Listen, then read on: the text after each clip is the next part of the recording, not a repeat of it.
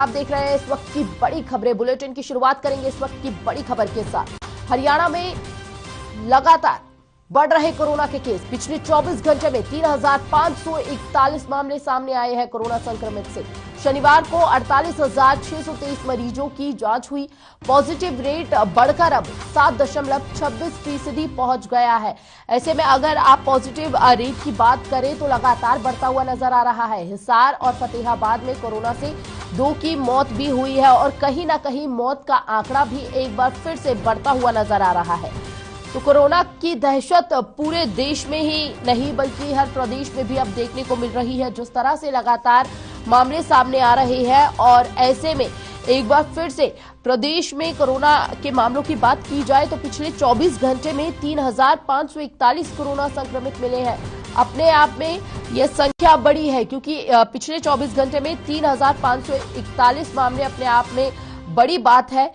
जिस तरह से मामलों में बढ़ोतरी हो रही है, पहले 1,000 से कम मामले थे, उसके बाद धीरे धीरे यह संख्या पार हुई और अब आंकड़ा जो है 3,000 के पार पहुंच गया।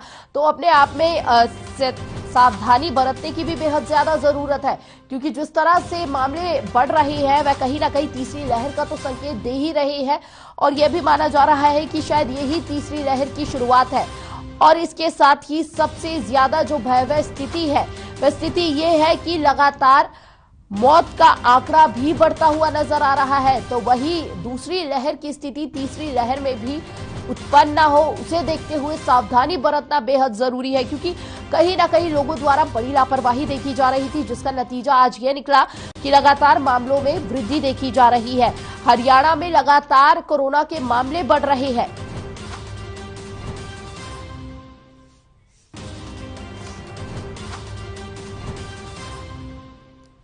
इस वक्त की बड़ी खबर सामने आ रही है। संसद भवन में कोरोना ने मचाया कोहराम।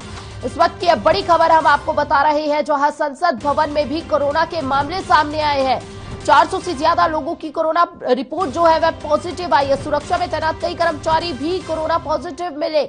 400 से ज्यादा कोरोना संक्रमित मिलने से हड़कंप मच गया। तो संसद की यह हम आपको खबर बता रहे हैं। इस वक्त की बड़ी खबर, संसद भवन में कोरोना के मामलों में इजाफा देखा जा रहा है। 400 ज्यादा कोरोना संक्रमित मिले हैं। वहां पर 6 से 7 जनवरी को संसद कर्मचारी और जवानों की हुई थी टेस्टिंग और उस दौरान 400 से ज्यादा लोगों की रिपोर्ट जो है वह कोरोना पॉजिटिव आई है। अब संसद भवन में भी कोरोना ने एंट्री कर ली है। यह स्थिति बिल्कुल ही अगर कहीं ना कहीं अंदाजा लगाया जाए तो ठीक दूसरी लहर की तरह ही नजर आ रही है, जहां पर दूसरी लहर में भी इस तरह से कोई भी जगह जो थी वह छोड़ी नहीं थी कोरोना ने अपनी दस्तक देने के लिए। ठीक उसी तरह से तीसरी लहर की शुरुआत हो चुकी है और ऐसे में जिस तरह से संकेत मिल रहे हैं वह बेहद घातक हो सकते हैं क्योंकि अपने आप में यह बड़ी खबर हम आपको बता रहे हैं।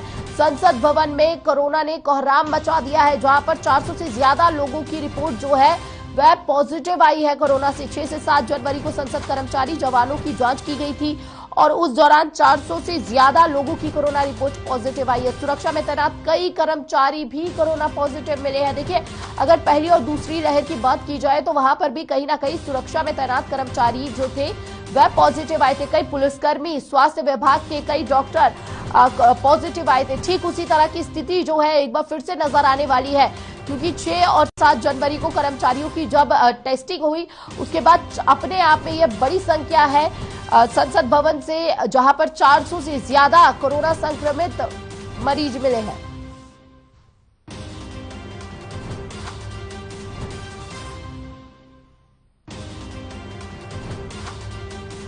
चलिए बढ़ते हैं अगली बड़ी खबर पर। नहीं थम रहे कोरोना के मामले। गुरुग्राम में मिले 1,450 नए कोरोना संक्रमित। फरीदाबाद की बात की जाए तो 480 नए मामले सामने आए हैं कोरोना के।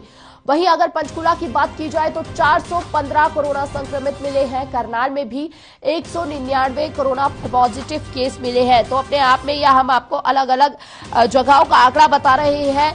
आप अंदाजा लगा सकते हैं हर जगह पर किस तरह से मामलों में वृद्धि देखी जा रही है। सोनीपत में कोरोना के 143 नए संक्रमित मिले हैं। रिकवरी रेट अगर बात की जाए तो 97.28% पहुंचा है। विदेश से लौटे लोगों पर भी रखी जा रही है निगरानी, क्योंकि शुरुआत जो होती है कहीं ना कहीं विदेश से लौट रहे लोगों से होती है। अगर ओमिक्रॉन की भी बात की जाए तो देखिए, एक तरफ तो कोरोना के मामले लगातार बढ़ रहे हैं, वहीं दूसरी ओर ओमिक्रॉन का साया जो है वह भी सर पर मंडरा रहा है। ऐसे में ओमिक्रॉन की जो दस्तक है वह कहीं ना कहीं विदेश से लौट रहे लोगों द्वारा जो है देश में देखने को मिल रही है, क्योंकि विदेश से लोग आ रहे हैं नए वेरिएंट्स के साथ, और ऐसे में इस संक्रमण की जो फैलाव की दर है वह बेहद तेजी से जो है फैलती हुई नजर आ रही है। तो ऐसे में विदेश से लौटे लोगों पर भी अब इसी के मद्देनजर खास नजर रखी जा रही है, ट्रेसिंग की जा रही है, वहां पर एयरपोर्ट पर भी उनकी जांच की जा रही है। ऐसे में कोई भी लापरवाही जो है इन मामलों को देखते हुए प्रशासन द्वारा बख्शी नहीं जा रही है, क्योंकि जिस तरह से मामलों में बढ़ोतरी देखने को मिल रही है वह तीसरी लहर की शुरुआत का संकेत तो दे ही रही है। कहीं स्थिति पहली और दूसरी लहर की तरह भयावह ना हो जाए, उसे देखते हुए प्रशासन सुपर एक्टिव मोड में नजर आ रहा है। एक बार फिर से नजर डालेंगे आंकड़ों पर। देखिए, गुरुग्राम में 1450 नए कोरोना संक्रमित मिले हैं। देखिए, वह हब माना जाता है, मेट्रो सिटी है, और ऐसे में लगातार मामले जो है वह वहां पर बढ़ते हुए नजर आ रही है। इंडस्ट्रियल एरिया है, वहां पे कई लोग जो है जॉब के लिए जाते हैं। ऐसे में संक्रमण का जो फैलाव है वह बेहद तेजी से बढ़ रहा है। अगर बात की जाए फरीदाबाद की तो 480 नए मामले सामने आए हैं। ठीक पंचकुला में बात की जाए तो ज्यादा आंकड़ों में फर्क नहीं है, 415 मामले आए हैं, और करनाल में 199। चलिए बढ़ेंगे अगली बड़ी खबर की ओर, जो रोहतक से सामने आ रही है। पीजीआई की महिला हॉस्टल में कोरोना विस्फोट हुआ है। कोरोना संक्रमित मिली 35 छात्राएं। पीजीआई में 30 डॉक्टर भी मिले कोरोना संक्रमित। 30 डॉक्टर, 35 छात्राएं समेत 76 कोरोना संक्रमित। तत्काल प्रभाव से हॉस्टल खाली कराने के आदेश, सभी परीक्षाओं को भी किया गया है स्थगित। आगामी आदेश तक परीक्षाओं को स्थगित रखा जाएगा। तो इस वक्त की अब बड़ी खबर हम आपको बता रहे हैं, पीजीआई के महिला हॉस्टल में कोरोना विस्फोट हुआ है। देखिए, हरियाणा में आम लोगों के साथ डॉक्टर और अन्य स्वास्थ्यकर्मी भी कोरोना की चपेट में आकर बीमार पड़ रहे हैं। पीजीआई रोहतक में डॉक्टरों और अन्य स्टाफ को देखें तो यहां कुल 76 स्टाफ सदस्य कोरोना की चपेट में आ गए हैं। कोरोना पीड़ितों में 30 डॉक्टर, 35 मेडिकल छात्राएं, 11 अन्य कर्मचारी शामिल हैं। पीजीआई एम्स रोहतक, माफ कीजिएगा, पीजीआईएमएस रोहतक द्वारा कोविड-19 महामारी के बढ़ते हुए प्रकोप को देखते हुए तुरंत प्रभाव से स्त्री एवं प्रसूति रोग विभाग, मेडिसिन विभाग, छाती एवं क्षय रोग विभाग, शिशु रोग विभाग और रेडियोथेरेपी विभाग की ओपीडी को छोड़कर अन्य सभी ओपीडी को तुरंत प्रभाव से आगामी आदेशों तक बंद कर दिया गया है। देखिए, ये जो मैंने विभाग बताए, यह विभाग वो है जिन्हें बंद नहीं रखा गया है। इन्हें छोड़कर बाकी सभी विभागों को बंद कर दिया गया है। एक बार फिर से नजर डालते हुए मैं आपको दोबारा इस बात को दोहरा देती हूँ। स्त्री और प्रसूति रोग विभाग खुला रहेगा, मेडिसिन विभाग खुला रहेगा, छाती और क्षय रोग विभाग खुला रहेगा, शिशु रोग विभाग और रेडियोथेरेपी विभाग की ओपीडी को छोड़कर जो भी अन्य ओपीडी है उन्हें तुरंत प्रभाव से आगामी आदेशों तक बंद कर दिया गया है। पीजीआई की महिला हॉस्टल में करीब 35 विद्यार्थी पॉजिटिव पाए जाने पर तुरंत प्रभाव से हॉस्टल को खाली करवाने के आदेश जारी कर दिए गए हैं, ताकि अन्य विद्यार्थियों को संक्रमण से बचाया जा सके। और उन्होंने कहा कि इसके साथ ही सभी परीक्षाओं को भी आगामी आदेशों तक स्थगित कर दिया गया है। बढ़ते अगली बड़ी खबर पर, जो चंडीगढ़ से सामने आई है। बढ़ते कोरोना मामलों को लेकर बिजली निगम सतर्क नजर आ रहा है। बिजली निगम ने अधिकारियों को जारी कर दिए हैं दिशा और निर्देश। साथ ही स्वास्थ्य केंद्रों में निरंतर बिजली आपूर्ति के निर्देश भी जारी किए गए हैं। हर जिले में बनाए गए बिजली आपूर्ति नियंत्रण कक्ष, बिजली विभाग के आपातकालीन नंबरों की सूची जो है वह जारी कर दी गई है। तो ऐसे में यह बड़ी खबर हम आपको बता रहे हैं। बढ़ते कोरोना के मामलों को लेकर बिजली निगम भी सतर्क नजर आ रहा है, कहीं कोई भी चूक ना हो उसे देखते हुए बिजली विभाग ने तमाम दिशा निर्देश जारी किए हैं। साथ ही बिजली निगम ने अधिकारियों को जरूरी दिशा निर्देश जारी किए हैं।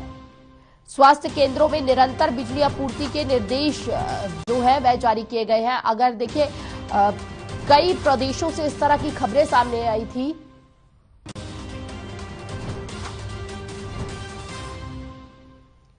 बड़ी खबर फतेहाबाद से। मौसम विभाग ने जारी किया येलो अलर्ट। धुंध को लेकर जारी किया गया है येलो अलर्ट। आज भी कई जगहों पर बारिश की संभावना जताई जा रही है। 10 जनवरी हरियाणा के ज्यादातर हिस्सों में छाया रहेगा कोहरा। कोहरे से विजिबिलिटी 0 पहुंच जाती है। ऐसे में व्हीकल्स जो है, आम लोग जो ड्यूटी के लिए निकलते हैं, उन्हें तमाम तरह की परेशानियां झेलनी पड़ जाती है। मौसम विभाग की तरफ से धुंध को लेकर जो है वह येलो अलर्ट जारी कर दिया गया है। हरियाणा में हल्की और मध्यम बारिश के बाद अब मौसम में बदलाव आने वाला है। हालांकि आज और कल कई जगहों पर हल्की बूंदाबांदी हो सकती है, लेकिन उसके बाद मौसम विभाग की तरफ से धुंध को लेकर येलो अलर्ट जारी किया गया है। मौसम विभाग के पूर्व अनुमान के मुताबिक आज कई स्थानों पर बारिश संभावित है। इसके बाद कुछ स्थानों पर हल्की बारिश भी हो सकती है, लेकिन मौसम में इससे बदलाव देखने को मिलेगा। मौसम वैज्ञानिकों की रिपोर्ट के मुताबिक 10 जनवरी को हरियाणा के ज्यादातर हिस्सों में धुंध आने की संभावना है, जिसके चलते मौसम विभाग की तरफ से कोहरे को लेकर येलो अलर्ट जारी किया गया है। हालांकि मौसम विभाग ने पहले ही येलो अलर्ट जारी कर दिया है। चलिए बढ़ेंगे अगली बड़ी खबर पर। हरियाणा में फ्रंटलाइन वर्कर्स को तीसरी डोज देने की तैयारी हो रही है। फ्रंटलाइन वर्कर्स को लगेगी कोरोना की तीसरी डोज। 10 जनवरी से टीकाकरण शुरू होने की उम्मीद है।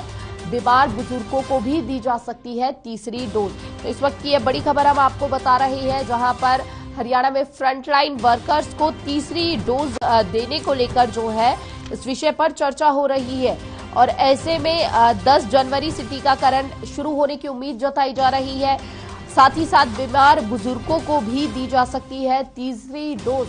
तो ये तीसरी डोज जो है तीसरी लहर को देखते हुए दी जा रही है। जिस तरह से संक्रमण लगातार बढ़ रहा है, ऐसे में कहीं वह स्थिति उत्पन्न न हो जो दूसरी लहर में देखने को मिली थी। इसे देखते हुए लगातार प्रशासन द्वारा ये तमाम इंतजाम किए जा रहे हैं। और यमुनानगर से इस वक्त की बड़ी खबर सामने आ रही है। शिक्षा मंत्री कंवरपाल गुर्जर के घर के बाहर प्रदर्शन किया गया। पीटीआई हरियाणा शिक्षक संघर्ष समिति के आह्वान पर यह प्रदर्शन किया गया। नौकरी से बर्खास्त कर्मचारियों ने यह प्रदर्शन किया है। नौकरी बहाली की मांग को लेकर यह मांग रखी जा रही है। इस प्रोटेस्ट में जगाधरी में अपने परिवार और परिजनों समेत प्रदर्शन करेंगे। तो ये बड़ी खबर हम आपको बता रहे हैं। यमुनानगर से नौकरी से बर्खास्त पीटीआई हरियाणा शिक्षक संघर्ष समिति के आह्वान पर नौकरी बहाली की मांग को लेकर 9 जनवरी को शिक्षा मंत्री कंवरपाल के निवास के बाहर परिवार सहित प्रदर्शन करेंगे। समिति के संयोजक आरएस शर्मा ने बताया कि रविवार को दोपहर 12 बजे पीटीआई हरियाणा शारीरिक शिक्षक संघर्ष समिति के आह्वान पर अपनी नौकरी बहाली के लिए शिक्षा मंत्री के निवास स्थान पर जगाधरी में अपने परिवार और परिजनों सहित प्रदर्शन करेंगे। तो ये और बढ़ेंगे अगली बड़ी खबर की ओर। भिवानी से सामने आई है दिव्यांगों के लिए समाधान कार्यक्रम का आयोजन किया गया है। दिव्यांगों के जीवन में आने वाली समस्याओं पर यह कार्यक्रम आयोजित किया गया है। दिव्यांग आयुक्त राजकुमार मक्कड़ मुख्य अतिथि रहेंगे इस कार्यक्रम के। तो इस वक्त की बड़ी खबर हम आपको बता रहे हैं, जहां पर दिव्यांगों के लिए जो है ये खास कार्यक्रम आयोजित किया गया है। दिव्यांगों के जीवन में आने वाली समस्याओं पर यह कार्यक्रम है। देखिए, उनके लिए कोई बड़ी सौगात भी आज मिल सकती है, क्योंकि तमाम परेशानी जो है दिव्यांगजन झेलते हैं। और फिलहाल इस बुलेटिन में इतना ही। तमाम बड़ी खबरों के लिए बने रहिए हर खबर हरियाणा के साथ। नमस्कार।